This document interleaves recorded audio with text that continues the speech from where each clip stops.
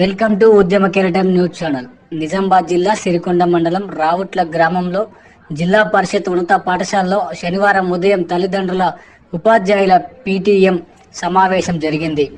ఇందులో విద్యార్థులు యొక్క ప్రగతి, విద్యార్థుల హాజరు, విద్యార్థుల ప్రవర్తన, విద్యార్థుల అభివృద్ధి, మధ్యాహ్న భోజనం అమలు మరియు వివిధ అంశాల మీద సమీక్ష జరుగుతుందని తెలియజేశారు.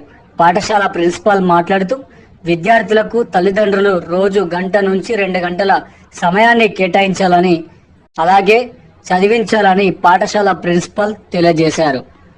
చేయాల్సిన పనులు కొన్ని చేస్తలేరు కాబట్టి కొంచెం మేము ఇక్కడ కూర్చునే చేయించాల్సిన పరిస్థితి, దానివల్ల కొంచెం బ్యాడ్ డ్రాప్ అవుతుంది. క్లాసులో చెప్పడం కూడా అంటే 2-3 సార్లు చెప్పమనడానికి మాకు ఇబ్బంది ఏం లేదు, కానీ ముంగడున్న పిల్లలు కొంచెం ఇబ్బంది పడుతుంది. అంటే కొంచెం వచ్చిన క్లేవర్స్ ఉంటారు చూడండి, వాళ్ళకి ఏమైందంటే సారు ఇప్పుడే నిన్న చెప్పింది ఇది మళ్ళీ చెప్తున్నాడు మాకు అని వాళ్ళ దగ్గర కొంచెం నెగ్లిజెన్స్ అవుతుంది. అంటే అట్లా కోఆర్డినేట్ చేసుకుంటూనే చేస్తాం మేము. అంటే ఎన్నిసార్లు చెప్పాలి, ఎట్లా చెప్పాలి అనేది చూసుకుంటూనే చేస్తాం.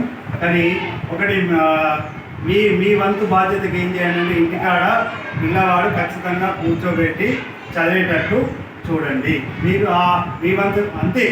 మీరు 1 గంట మీరు ఓవరాల్గా ఇంటెన్షన్ కాదు, అటు ఇటు పోయేటప్పుడు చూడండి అంతే. చూస్తూ మాకు చదువుతలేడంటే ఇన్ఫర్మేషన్ ఇవ్వండి.